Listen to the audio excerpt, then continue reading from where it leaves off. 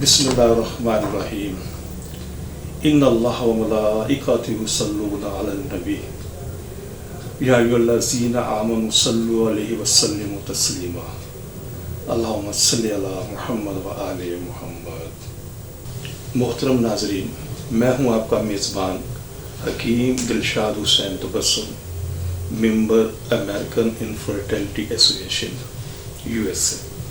मोहतरम नाज़रीन, हस्ब साबिक आज भी हमारे पास ढेरों मुफीद मालूमात मौजूद हैं जो बेऔलाद मरीज़ों के लिए यकीनन एक उम्मीद का पैगाम होंगे। मोहतरम नाज़रीन, हमारी दुआ है कि हर आंगन औलाद की खुशियों से महकता रहे, लेकिन अगर खुदा न खास्ता आप में से कोई भी कपल औलाद जैसी नेमत से महरूम है तो हमारी तिबी तहकीक से ज़रूर फ़ायदा उठाइए। हमारे इस प्रोग्राम की अहम डिस्कशन चलती रहेंगी।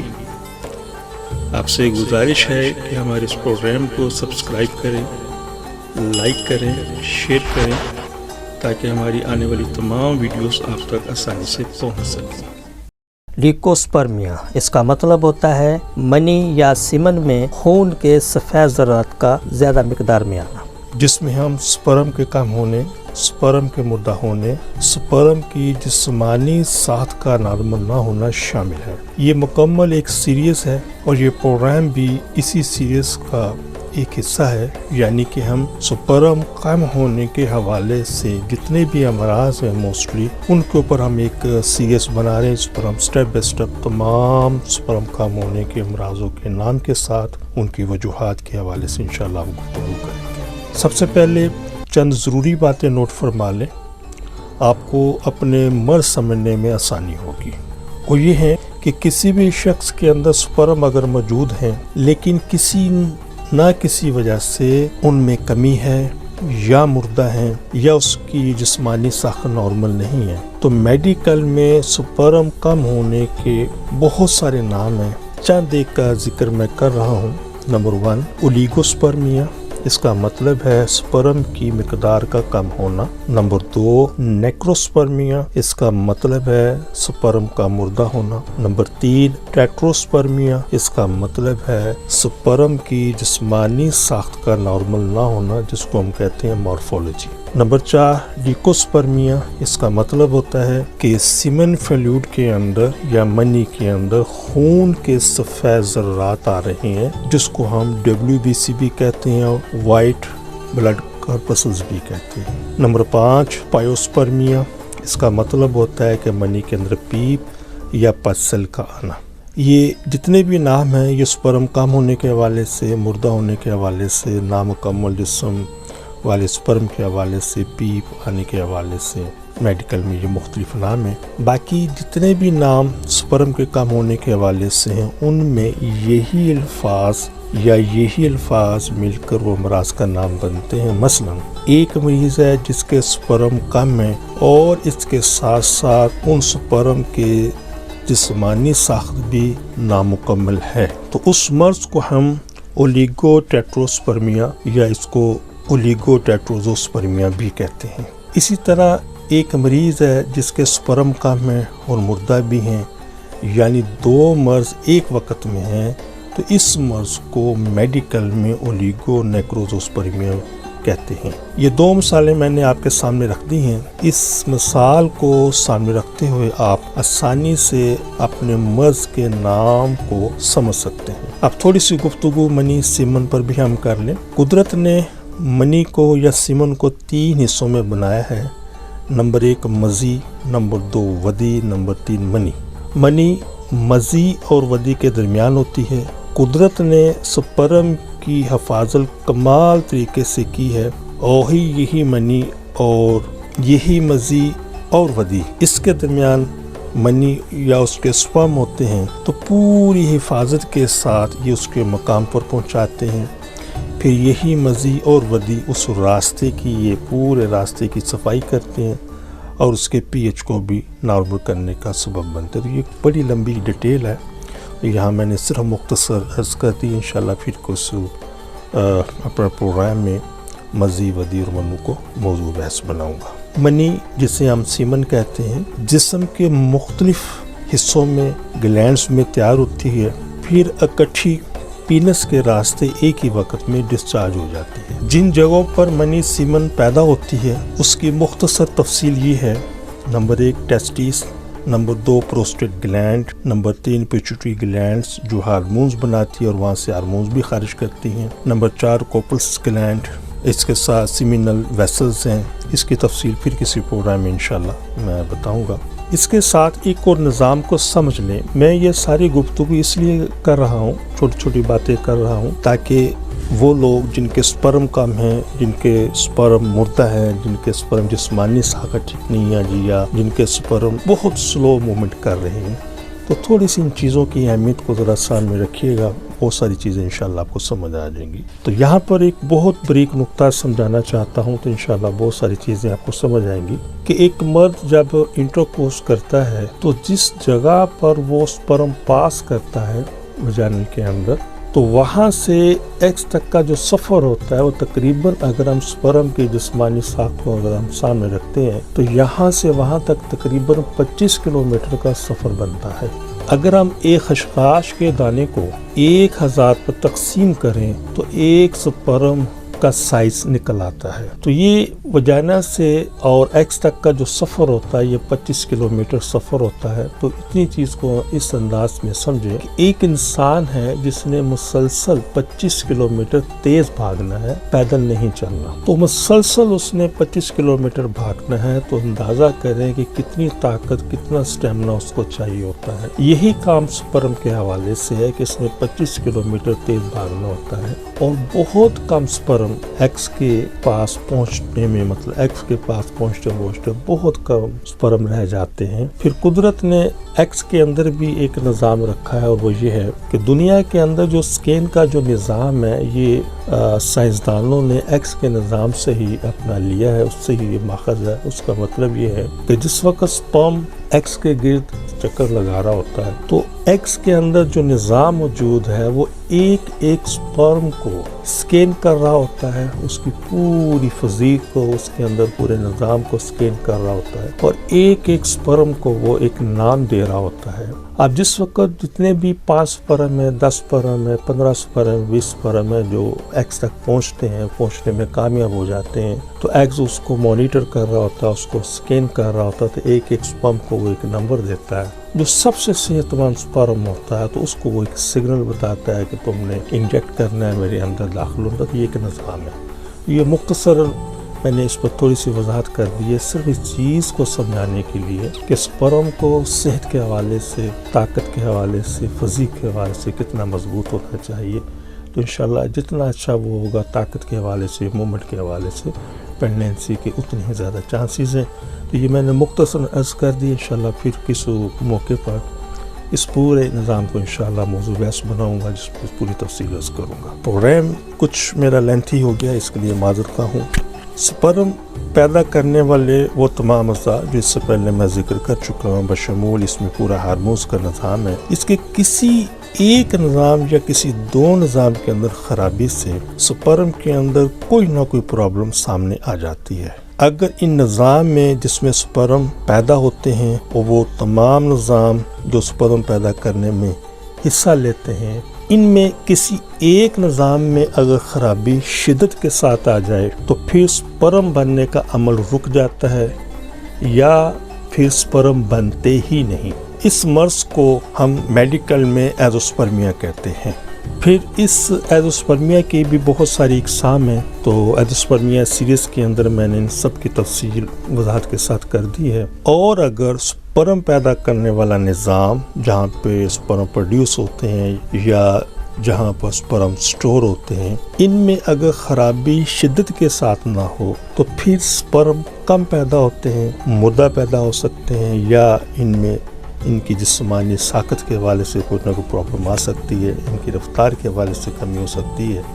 جیسا کہ پروگرام کے شروع میں نے مرض کا نام بتا دیا ہے، آخر میں صرف 2 باتیں نوٹ فرما لیں۔ اگر آپ میں خدا نخواستہ سپرم کم ہے یا سپرم کم مردہ بھی ہیں، اس کے ساتھ اگر سپرم کی جسمانی ساخت کے حوالے سے بھی کوئی پرابلم ہے تو کوئی بھی علاج شروع کرنے سے پہلے اپنے ٹیسٹیز کا ایک الٹرا ساؤنڈ ضرور کروائیں. یہ انتہائی نالائکی والی بات ہے کہ اگر آپ کے سپرم کم ہیں، مردہ ہیں، اس کی مارفولوجی کے حوالے سے کوئی کمی ہے تو ڈائریکٹ سیمن کی رپورٹ دیکھ کر اگر آپ علاج کرتے ہیں یا کرواتے ہیں تو یہ کوئی عقل مندی کا ثبوت نہیں، یہ ایک لا علمی والی بات ہے. اس کی وجہ یہ ہے کہ سیمن رپورٹ نے یہ بتایا ہے کہ سپرم کم ہے یا مردہ ہیں یا ادر جو بھی اس کے علاوہ اس کے اندر پوزیشن ہے، تو یہ تو اس نے وضاحت کر دی. لیکن سیمن رپورٹ یہ کبھی نہیں بتائے گی کہ یہ مردہ کیوں ہے، کم کیوں ہے، اس کی مارفولوجی کم کیوں ہے، اس کی رفتار کم کیوں ہے. تو ان سب چیزوں کو تشخیص کرنے کے لیے، ڈائگنوز کرنے کے لیے صرف ایک سنگل ٹیسٹ جس کو ہم ٹیسٹیز کا الٹرا ساؤنڈ بھی کہتے ہیں،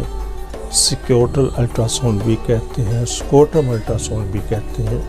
یہ ایک سنگل ٹیسٹ 95% مریضوں کی تشخیص کرنے کے اندر کارآمد ہوتا ہے. ٹیسٹیز کا الٹرا ساؤنڈ دو طرح کے مارکیٹ میں اویلیبل ہیں، ایک عام الٹرا ساؤنڈ ہے جس سے ہم بلیک اینڈ وائٹ بھی کہتے ہیں، اور ایک الٹرا ساؤنڈ ہے کلر جس کو ہم ڈوپلر کہتے ہیں. تو کوشش کریں اگر ہو سکے تو کلر ٹیسٹیز کا الٹرا ساؤنڈ کروائیے، اور اگر یہ سہولت آپ کے نزدیک میسر نہ ہو تو آپ black and white ultra sound کروا کر بھی اس مرض کی تشخیص کر سکتے ہیں. بہت سارے دوست فون پہ رابطہ کرتے ہیں کہ صاحب ہم لیبارٹری میں گئے ہیں، ان کو یہ ٹیسٹ سمجھ نہیں آتا یا وہ کہتے ہیں ہم نہیں کرتے. تو گزارش یہ ہے کہ جو لیبارٹریز ہوتی ہیں ان کے پاس عموماً الٹرا ساؤنڈ کی سہولت موجود نہیں ہوتی، تو یہ کسی کلینکس میں آپ کروائیں گے یا کسی بھی آپ ہاسپٹل میں یہ آپ کروا سکتے ہیں، تو وہاں سے یہ ٹیسٹ ہوتا ہے. تو یہ ایک سنگل ٹیسٹ آپ کے سپرم کم ہونے یا سپرم سے متعلقہ جتنے بھی امراض ہیں اس کو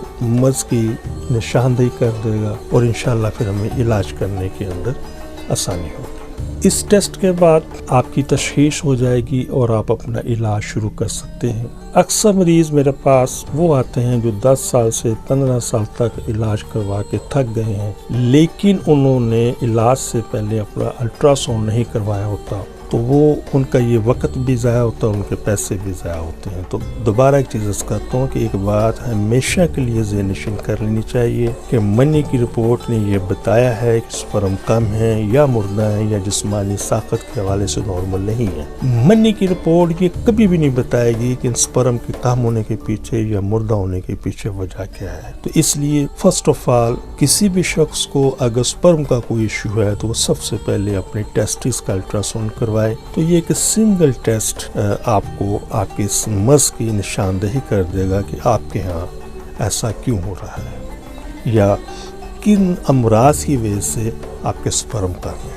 اب ہم چلتے ہیں اگلے مرحلے میں، الٹرا ساؤنڈ کے بعد والے مرحلے. جس وقت ہم الٹرا ساؤنڈ کروا لیتے ہیں تو الٹرا ساؤنڈ کے اندر بہت سارے امراض ایسے بھی سامنے آتے ہیں جن میں آپریشن ضروری ہوتا ہے، جیسے ہائیڈروسیل ہے، ویریکوسیل ہے، ایپیڈیڈمل سسٹ ہے. تو یہ ان تمام موضوعات کے اوپر یوٹیوب پر میرے پروگرام موجود ہے، وہاں سے آپ یہ دیکھ سکتے ہیں کہ ہائیڈروسیل کیا ہے، ویریکوسیل کیا ہے، ایپیڈیڈمل سسٹ کیا ہے، اور بھی بہت ساری چیزیں یہ آپ دیکھ سکتے ہیں. تو یہ سب چیزیں الٹرا ساؤنڈ کے بعد ہی ڈیٹیکٹ ہوتی ہیں یا واضح ہوتی ہیں. اسی طریقے سے الٹرا ساؤنڈ جب ہو جاتا ہے تو بہت سارے وہ امراض جن میں آپریشن کی ضرورت نہیں ہوتی تو اس سے وہ سامنے آ جاتے ہیں کہ ان امراض کی وجہ سے سپرم کم ہیں. تو ساری گفتگو کرنے کا مقصد یہ ہے کہ شکر الحمدللہ عرصہ 38 سال سے زیادہ عرصے سے ہم ان تمام امراض کا علاج کہ جن میں آپریشن کی ضرورت ہے ان کا علاج جیسے ویریکوسیل ہے، ہائیڈروسیل ہے، ایپیڈیڈمل سسٹ ہے، شکر الحمدللہ ہم بغیر آپریشن کے ان کا کامیاب علاج کر رہے ہیں.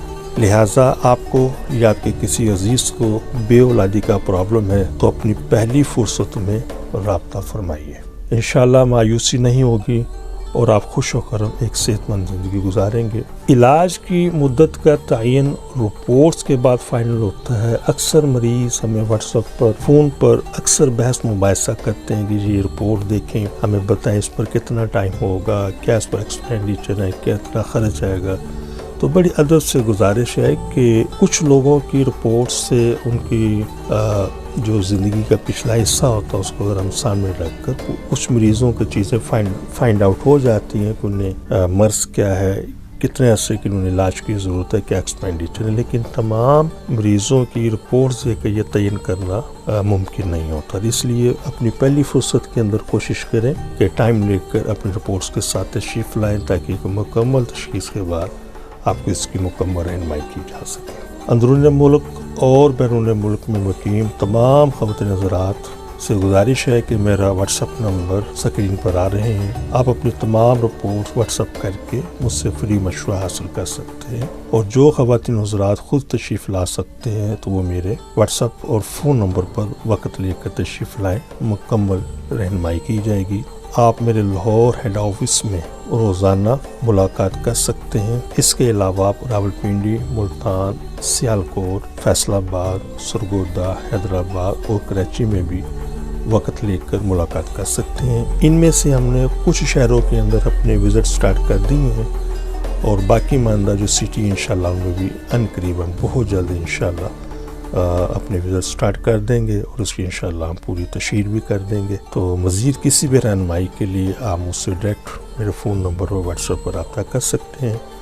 میں نے اس مختصر ٹائم کے اندر کوشش کی ہے کہ آپ کو 3 چیزیں میں سمجھا سکوں۔ پہلی بات، سپرم کیا ہے، کہاں پر پیدا ہوتا ہے اور اس کی کس حد تک اہمیت ہے، اور اس کے اندر کوئی بھی اگر کمی آ جائے کسی بھی حوالے سے ہمیں تشخیص کرنے کے لیے کون سا راستہ اپنانا چاہیے۔ جس وقت ہم یہ پروسیس کر لیں گے تو ہمیں اس پہ علاج میں آسانی ہو جائے گی۔ تو ایک دفعہ پھر مزید اگر کوئی بھی آپ مجھ سے رہنمائی حاصل کرنا چاہیں تو میرے واٹس ایپ اور فون نمبر سے آپ رابطہ کر سکتے ہیں۔ بہت ساری دعاؤں کے ساتھ اللہ حافظ، السلام علیکم۔ محترم ناظرین، ہماری دعا ہے کہ ہر آنگن اولاد کی خوشیوں سے مہکتا رہے، لیکن اگر خدا نخواستہ کوئی بھی کپل ابھی تک اولاد جیسی نعمت سے محروم ہے تو ہماری طبی تحقیق سے ضرور فائدہ اٹھائیے، اور وہ خواتین و حضرات جنہیں ڈاکٹر حضرات نے IVF، IUI، ICSI یا دیگر کسی بھی حوالے سے ٹیسٹ بیبی کا مشورہ دیا ہے، تو ہماری ان سے بڑی مؤدبانہ گزارش ہے کہ ان تمام چیزوں سے، ان تمام سلسلوں سے پہلے ایک مرتبہ ہم سے ضرور کنسلٹ کریں۔ انشاءاللہ ان چیزوں کی ضرورت باقی نہیں رہے گی۔ اب میں آپ سے اجازت چاہوں گا اپنے اس پروگرام سے، تو دوبارہ ایک پھر عرض کرتا چلوں کہ اگر کسی بھی حوالے سے اگر کوئی چیز آپ پوچھنا چاہیں تو آپ مجھ سے فون پر رابطہ کر سکتے ہیں، یا وقت لے کر میرے کلینک پر تشریف لا سکتے ہیں۔ اپنی دعا میں یاد رکھیے گا۔ بہت شکریہ۔ السلام علیکم ورحمۃ اللہ وبرکاتہ۔ پاکستان زندہ باد۔ آپ سے گزارش ہے کہ ہمارے اس پروگرام کو سبسکرائب کریں، لائک کریں، شیئر کریں، تاکہ ہماری آنے والی تمام ویڈیوز آپ تک آسانی سے پہنچ سکیں۔